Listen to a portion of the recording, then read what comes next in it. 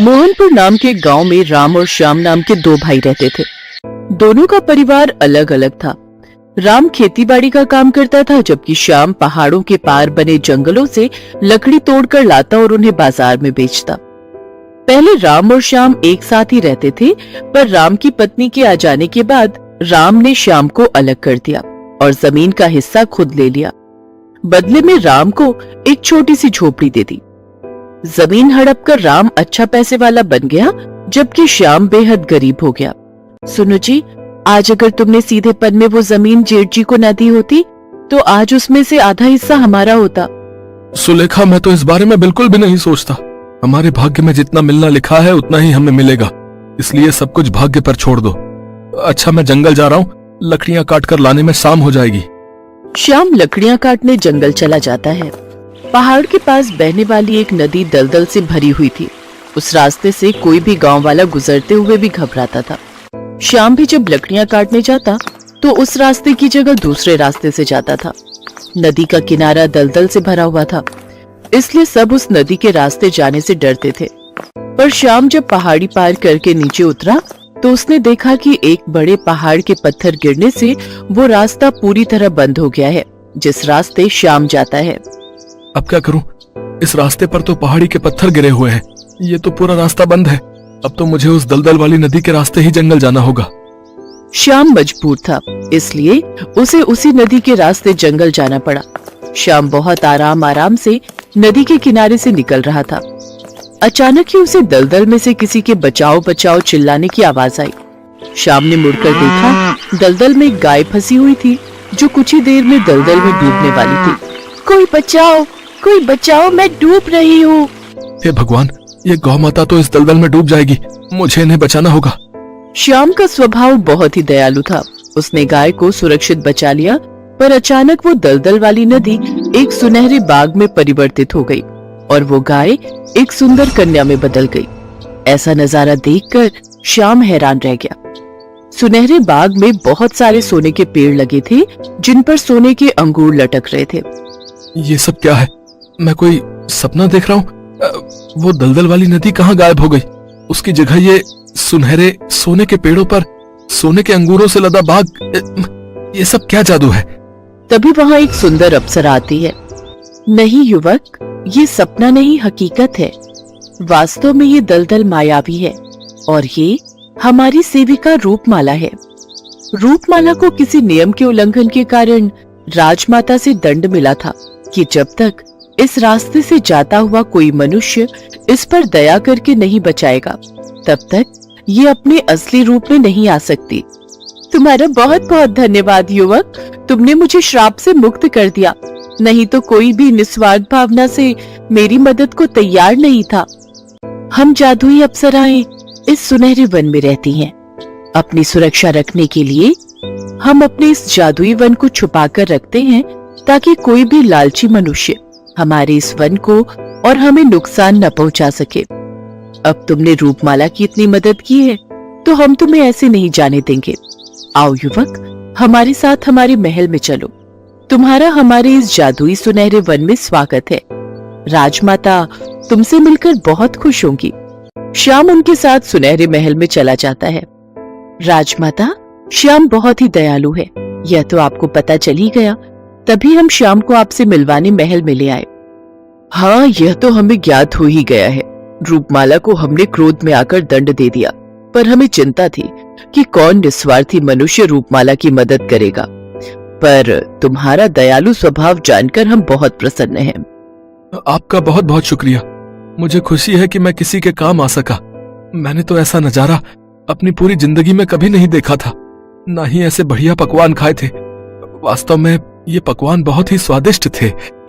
अब मुझे आज्ञा दीजिए, मेरी पत्नी घर पर राह देख रही होगी। मुझे जंगल से लकड़ियां काट कर जाना है, वैसे भी रात घिराई है। हम तुम्हें खाली हाथ नहीं लौटने देंगे, और अब तुम्हें लकड़ियां काटने की भी कोई आवश्यकता नहीं है। यह लो, यह हमारे सुनहरे बाग के सोने के अंगूर। तुम इन सोने के अंगूरों को बेचकर एक नया व्यवसाय शुरू कर सकते हो, जिससे तुम्हारी सारी गरीबी दूर हो जाएगी। चांदमाला, रूपमाला, श्याम को बगीचे के बाहर तक छोड़ाओ, ताकि शाम को कोई तकलीफ ना हो। अप्सरा चांदमाला और सेविका रूपमाला श्याम को बगीचे के बाहर तक छोड़ आती हैं। जैसे ही श्याम बगीचे से बाहर आता है, वह बगीचा गायब हो जाता है और फिर से एक दलदल वाली नदी बन जाती है। इसके पश्चात श्याम घर लौट आता है और अपनी पत्नी को सारी बात बताता है। पत्नी सुलेखा भी सोने के अंगूर देखकर बहुत खुश होती है। अगले दिन श्याम सोने के अंगूर बेचकर खूब सारा धन ले आता है और उससे राशन का नया व्यापार शुरू करता है। अब उसकी गरीबी बिल्कुल दूर हो गई थी। श्याम सीधा साधा भोला भाला था। वो बातों ही बातों में अपने बड़े भाई राम को सारी सच्चाई बता देता है। राम और उसकी पत्नी सुमन भी उन सोने के अंगूरों को पाने का लालच करने लगते हैं और उस दलदल वाली नदी के पास बिना किसी को बताए चले जाते हैं। अजी, हम अपनी गाय ले तो जा रहे हैं, अब इसे दलदल में जल्दी से फेंक देंगे और बोल देंगे कि ये हमारी गाय नहीं है। जैसा मैंने तुम्हें समझाया है वैसा ही करना। अरे तुम चिंता मत करो, मैं इस गाय को दलदल में धक्का देकर ही मारूंगा। उसके पश्चात हमें सोने के अंगूर मिल जाएंगे। लालच राम और उसकी पत्नी के सिर के पार हो चुका था। वो जानबूझकर एक निर्दोष गाय को उस दलदल में फेंक देते हैं। गाय बचने के लिए गुहार लगाने लगती है, पर एक जादुई शक्ति से गाय दलदल से बाहर आ जाती है और वहां से भाग जाती है। पर उसकी जगह राम और उसकी पत्नी दलदल में फंस जाते हैं। अच्छा, क्या हो गया? यहाँ तो कोई सोने का बाग नहीं है, हम तो दलदल में डूबते जा रहे हैं। अरे कोई बचाओ, कोई बचाओ। लगता है हमें हमारे लालच का फल मिल गया। हमने लालच में आकर एक निर्दोष जानवर को मारना चाहा, जिसका फल हमें मिल गया। सुमन, अब हम दोनों को कोई नहीं बचा सकता। हम दोनों इस दलदल में डूब जाएंगे। राम और उसकी पत्नी सुमन लालच का शिकार हो जाते हैं और उस दलदल में डूब जाते हैं। शाम को जब इस बारे में पता चलता है तो वो बहुत फूट फूट कर रोता है, पर वो जानता था कि उसके भाई और भाभी ने हमेशा लालच में आकर बुरे कर्म किए। शायद उसी का परिणाम उनका ऐसा दर्दनाक अंत था। इस कहानी से हमें यही शिक्षा मिलती है कि हमें कभी भी लालच में आकर अपनी बुद्धि को नहीं खोना चाहिए और कभी भी किसी निर्दोष को नुकसान नहीं पहुंचाना चाहिए।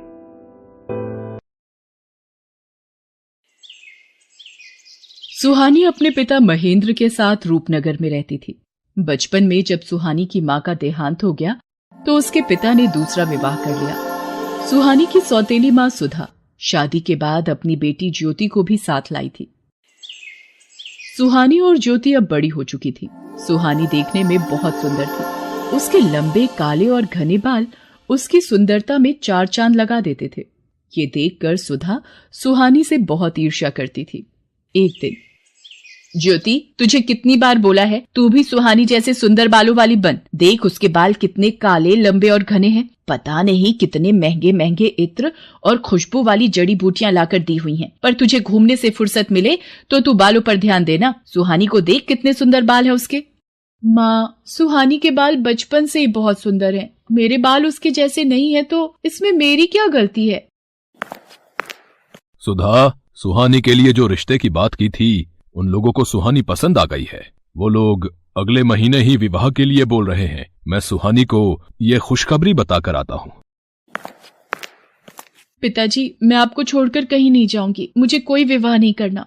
नहीं सुहानी बिटिया, हर कन्या के पिता को ये आस होती है कि उसकी पुत्री विवाह करके सकुशल अपनी ससुराल जाए। और फिर धर्मचंद जी जाने माने व्यापारी हैं, तो उनके पुत्र के साथ बहुत खुश रहेगी।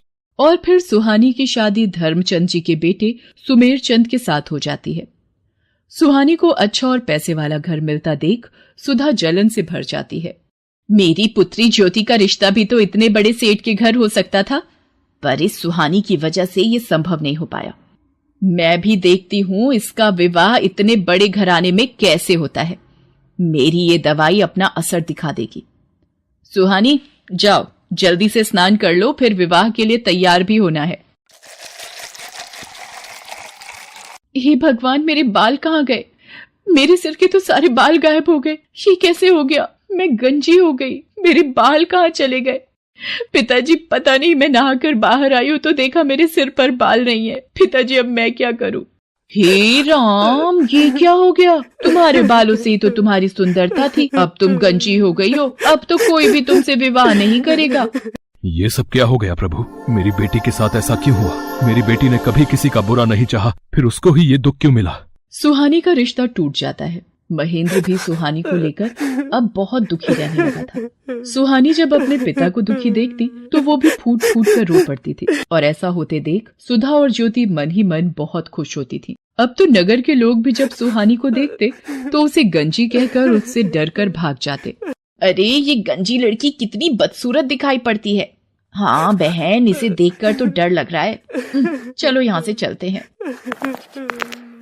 हे भगवान, सब लोग मेरे से नफरत करते हैं। मेरे भी सपने थे कि मेरा विवाह होगा, मैं भी अपने ससुराल जाऊंगी। मेरे सारे सपने चूर चूर हो गए। मेरी वजह से मेरे पिताजी भी आज दुखी है। फिर मैं जीकर क्या करूंगी। तभी सुहानी के सामने उसकी माँ प्रकट होती है। माँ, आप कहाँ चली गई थी मुझे इस दुनिया में अकेला छोड़कर? मैं तुम्हारी मदद के लिए धरती पर आई हूँ। तुम बहुत अच्छी लड़की हो। अब तुम्हें निराश होने की आवश्यकता नहीं है। मैं तुम्हें ऐसे बाल दूंगी जिन्हें देखकर लोग तुम्हें कभी नहीं भूल पाएंगे। मैं तुम्हें सोने चांदी के बाल प्रदान करूंगी। जैसे ही सुहानी की माँ सुहानी के सिर पर हाथ फेरती है, सुहानी के सिर पर सोने चांदी के बाल आ जाते हैं। सोने चांदी के सुनहरे चमकते बाल सुहानी की खूबसूरती को और बढ़ा रहे थे। माँ, ये सोने चांदी के बाल तो बहुत खूबसूरत है। आपका बहुत बहुत धन्यवाद। आपने मुझे फिर से सुंदर बना दिया। आपने मेरी सारी परेशानी दूर कर दी। खुशी खुशी अपने घर जाओ सुहानी। अब कभी भी उदास नहीं होना। मेरा आशीर्वाद सदैव तुम्हारे साथ है। सुहानी खुशी खुशी घर की ओर चल पड़ती है। तभी रास्ते में नगर के राजकुमार की सवारी जा रही थी, इसलिए रास्ते पर चलते लोगों को कुछ देर के लिए रुकने के लिए कहा जाता है। नगर के राजकुमार को देखने के लिए कितनी भीड़ लग गई है। भीड़ में से निकलने की कोशिश करती हूँ। ये सोने चांदी के बाल वाली लड़की, अरे भीड़ में इसका चेहरा दिखाई नहीं पड़ रहा। कितने सुंदर बाल हैं इसके। कहाँ गायब हो गई? हम रथ से उतर कर भी नहीं जा सकते। ओहो, कितने सुंदर बाल थे उसके। वो तो खुद भी कितनी खूबसूरत होगी। सुहानी घर पहुंचती है। मैं अपने बालों को इस दुपट्टे से ढक लेती हूँ, नहीं तो माँ ढेरों सवाल पूछ लेंगी। मैंने इसकी ऐसी हालत कर दी है कि इसे अपने गंजे सिर को छुपाना पड़ता है। माँ, तुमने बहुत सही किया इस सुहानी के बाल गायब करके। सुहानी अपने कमरे में आ जाती है। उधर राजकुमार सूरज सिंह सुहानी के ही ख्यालों में डूबा हुआ होता है। वो सुहानी को याद करते हुए एक तस्वीर बनाता है। राजकुमार सूरज सिंह, आपके स्वयंवर की सारी तैयारियां हो गई हैं। दूर दूर से राजकुमारियों के लिए संदेश भिजवाया गया है। पर ये तुम क्या बना रहे हो? बिना चेहरे की तस्वीर? पिताजी, ये तस्वीर उस लड़की की है जिसके सोने चांदी के बाल हैं, और मैंने निश्चय किया है कि मैं इसी लड़की से विवाह करूंगा। बस मुझे उसे ढूंढना है, और वो कहाँ मिलेगी मैं यही सोच रहा हूँ। पुत्र, सोने चांदी के बाल वाली लड़की सिर्फ कहानियों में होती है। तुम ऐसी लड़की कहाँ ढूंढोगे? ये जिद छोड़ दो। पिताजी, चाहे मुझे पूरे नगर में ऐलान ही क्यों ना करवाना पड़े, मुझे सोने चांदी के बाल वाली लड़की ढूंढनी है, और जिस लड़की के भी बाल सोने चांदी के होंगे मैं उसी से विवाह करूंगा। सेनापति जी, नगर में ढिंढोरा पिटवा दिया जाए। जिस लड़की के भी बाल सोने चांदी के हैं, हम उसी लड़की से विवाह करेंगे। राजकुमार के कहने पर नगर में ढिंढोरा पिटवा दिया जाता है। क्या राजकुमार सूरज सिंह उस लड़की से विवाह करेंगे जिसके बाल सोने चांदी के होंगे? मैं कल ही अपनी बेटी ज्योति के बालों में सोने और चांदी का पानी लगा दूंगी। राजकुमार को क्या पता लगेगा, और विवाह के बाद तो उन्हें ज्योति को स्वीकारना ही होगा। हाँ, ये ठीक रहेगा। सुधा की तरह ही नगर में बहुत सी औरतों ने जब ये बात सुनी तो उन्होंने अपनी लड़कियों के बालों में सोने और चांदी का पानी लगा दिया। अब तो नगर की बहुत सी लड़कियों के बाल सोने और चांदी के लगने लगे। ये देखकर सेनापति असमंजस में पड़ गया और वो राजकुमार सूरज सिंह के पास पहुंचा।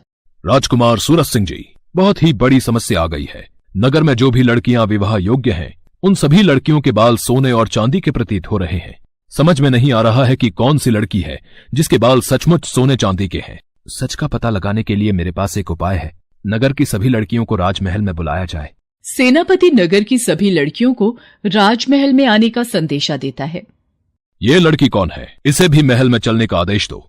सेनापति जी, पर ये तो गंजी है। सेनापति सुधा की बातों पर ध्यान नहीं देता और ज्योति के साथ साथ वो सुहानी को भी राजमहल ले जाता है। आप सबको मैंने इसलिए आमंत्रित किया है कि मैं अपने लिए उचित वधू ढूंढ सकूं, पर आप सबने ही अपने बाल सोने और चांदी के कर लिए। अब एक एक करके सभी कन्याएं इस फव्वारे के नीचे खड़ी होंगी और बालों की सच्चाई सामने आ जाएगी। ये क्या हो रहा है? अब तो ज्योति की सच्चाई राजकुमार के सामने आ जाएगी कि इसके बालों में सोने चांदी का पानी चढ़ा हुआ है। एक एक करके सभी लड़कियां फव्वारे के नीचे खड़ी होती हैं और उनके बाल धुलकर पहले जैसे हो जाते हैं। बस ये आखिरी लड़की रह गई है राजकुमार, इसे भी फव्वारे के नीचे खड़ा करना है। पर ये तो गंजी है, इसके बाल तो मैंने हो, ये मैं क्या बोलने जा रही थी। इनमें से तो कोई भी लड़की सोने चांदी के बाल वाली नहीं निकली, पता नहीं वो कौन थी। बस ये आखिरी उम्मीद रह गई है। सुहानी घबराते हुए सिर से अपना दुपट्टा उतारती है। सुधा और नगर के सभी लोगों की निगाहें सुहानी के सोने चांदी के बाल देखकर दंग रह जाती हैं। सुहानी फव्वारे के नीचे खड़ी हो जाती है। उसके बाल तो सचमुच सोने चांदी के थे। ये देखकर राजकुमार खुश हो जाता है। हम तुमसे विवाह करना चाहते हैं, क्या तुम्हें मंजूर है? आपको पति के रूप में पाना मेरा सौभाग्य है, पर मेरे बिना पिताजी। सुहानी बेटी, अब वक्त आ गया है तू इस दुख भरी जिंदगी से आजाद हो जाए और खुली हवा में सांस ले सके।